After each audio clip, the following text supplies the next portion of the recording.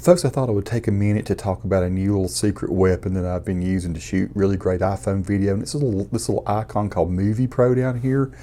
This is an app that I bought for, gee, I don't know.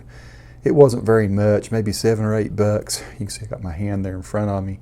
And so what this allows you to do is really up the ante on your iPhone quality. You can go here and you can make these settings here, change your settings, and you can set your video quality. Now, the 4K that I was shooting with my iPhone before, I can't remember what bit rate it was. It's maybe 36, 40 megs per second. With this, you can see here that I can pick different kinds of video. And I have 5 different presets. This is the one I've been using the most here lately. If you've been watching any of my videos, any of my hiking videos, the stuff where I'm doing the Uoplay gimbal and showing how I shoot with that. I've been doing this 3840 by 2160, which is 4K, 24 frames per second. And I've been doing 250% quality, which is, in other words, 2.5 times the quality you're typically going to get with your iPhone. And it comes out to about, I think it's 85 to 88 megs per second video quality. And I've been shooting in 24. Now I could go here and it's not going to give me all the, it's actually going to max out, I think, at 30 for 4K. And what will happen here, even though it should show you what you can and can't have, but I just happen to know that 30 is as high as you can go on 4K. I've been shooting a lot in 24 just because for what, 100 years of cinema, or maybe not that long, for at least the last 50 years of cinema, 24 frames per second has been the standard. And it still pretty much is. Some people go ahead and publish in 48 frames. So I know Peter Jackson for The Hobbit actually put his videos out at 48 frames per second. But I like 24 because I know I'm getting the maximum amount of data per each frame. If I divide it out into 24 frames rather than 30, I'm getting that much better video each frame. Now, motion is handled differently. It'd be better from a motion point of view if I got 30 frames per second, but I like the fact that I can just move smoothly and then use each frame of these 24 frames per second. It's a lot of data. It's actually as good as taking a photo. So I like that. But you can change your video quality. You can go here all the way up to 400%, which is probably going to be right at 100 or even maybe slightly over 100 megs per second. I haven't honestly spec'd it out yet. I know 250 at 4K comes out to about, like I say, 85 to 86, 87 megs per second. So this thing really allows you to shoot some high quality video. I'm going to go back to settings here. And so you can add, it has this stabilization, it says auto. I don't even know if it works at 4K, and maybe it does. I think it might tell you here, off, standard, cinematic, auto. I have been leaving it on auto. I've not changed it. I don't even know that it does 4K. Maybe it does. I know like a GoPro does not even do stabilization when you're in auto mode. So there's some things I honestly don't know. I don't use this reduced feature mode. I leave all the features going. I'll show you some of the other presets that I've made. I kind of made all these myself based on, I just still shoot some 1080p 30. Now I like 1080p shot at 30 at 250% quality is very good quality. I can't remember how much it comes out to. I should probably do that. The number one thing I like, and one of the reasons I got this, is you can do uncompressed audio.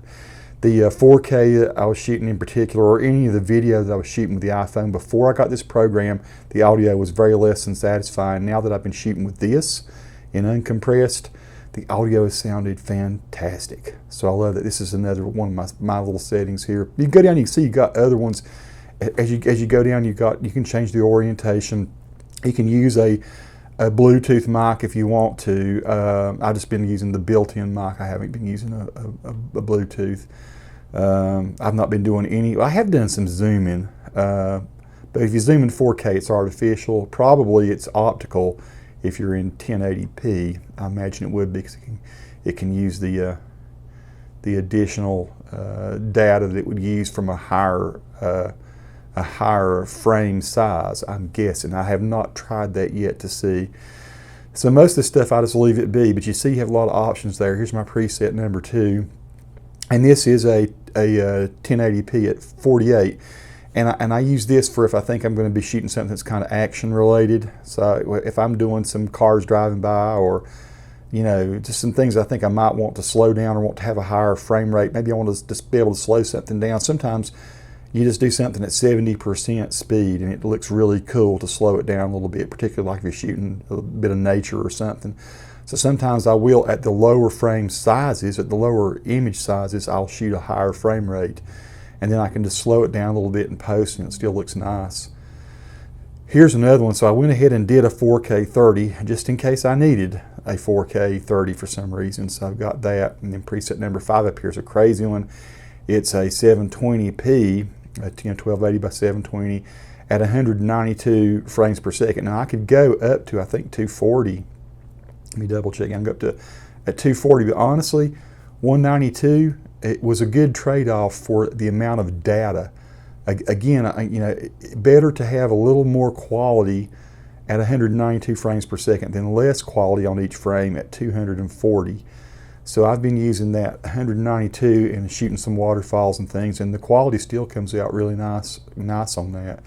So when you go to come out of the preset, you just click done, and usually a thing pops up here and asks you, is that the one you want to do? Usually I just leave it in whichever one I was in. You see number 4 is the one that I left it in there. I've put a camera in front of me here just so we could talk a little bit about some of the functionality of this. So I'm in ISO mode here. You see I actually was messing around with the exposure. If you do want to like change the brightness or anything on something, you can change your darkness, or you can change your ISO settings. They're 600 as wide as I could go that direction. If you want to, like, say I wanted to focus on that thing back there behind, you can choose a different focal point just like you would with your iPhone, or you can choose to focus up here, which is all very cool. A whole lot of different things you can do here. I've got my auto white balance on here, but I can go here and I can mess around with temperature if I want to, or I could lock the AWB, that's auto white balance, lock there. I'm not going to do that this time, but I can go and do custom white balancing, temperature and all that. You also do have, you know, your zoom over here, these little plus buttons here if you want to zoom in on something. Like I say, I don't think that is, I think it's all digital zoom, especially when you're in 4K. If you were in 1080p or 2.7 or something like that, I think probably that would be different. You go, here's your record button, the star. That's where you pick your setting and everything, which that's fine with me. If you want to take a photo, you can take a photo from that too. You just click on that and you get a photo rather than shooting video. Of course, right there's your settings again. You've got a pretty nice little information section in here that explains all the different features. I could go through those if you want to see them right quick. That talks about your recorder setup. You can pause any of these if you want to. There's the autofocus and stuff. How to pick your focal points. Locking focus exposure. Manual focus exposure. Color balance, of course, we just looked at slightly. Tips that it has is pretty cool. You know, I've read through most of this. Whether it sticks with me or not, I don't know. I just kind of like let it go, you know. But that's all the different little shortcuts and things that you have. Then you have your videos here. You can click on this, and you can review the videos that you shot. That's how it looks when you play it back a little bit. So that is the 4K video at 80 megs per second, or at least a representation of it playing back. Here's some nice little tree limb tops. I thought this looked kind of pretty with the sun coming through. Windy day last Saturday. Here's some of the video I've been showing you up at Upper Creek Falls. So there you go, folks. I mean, I'm not showing you everything by far here, of course, that it will do or anything. It is a great little program. I'm here to tell you it can make a difference with your iPhone for no more than it costs. I can't remember if it was $7 or $8. It's not a free app, but it is very much worth having on your phone if you're going to shoot. And the iPhone 7 shoots this fantastic video. I honestly like the 4K on it about as good as anything that I shoot with now. So I've been doing a whole lot of my 4K that's not flying with a drone on this right here, and then with my GoPro I've been doing it only if I need very wide angle stuff. So I'm still doing some 4K on the GoPro, but this is the baby that I'm using, just the iPhone 7 standard in 4K, but using the advanced video, higher bitrate video and uncompressed audio. Hope this helps someone. Let me know if you're using something that's similar or maybe even better. Maybe there's a better program. I know that one of my buddies had recommended another one to me. This one was I think higher rated than the one that he had at least on the App Store it was. Maybe it's just because it's easier to understand. This one's pretty easy for me to grasp.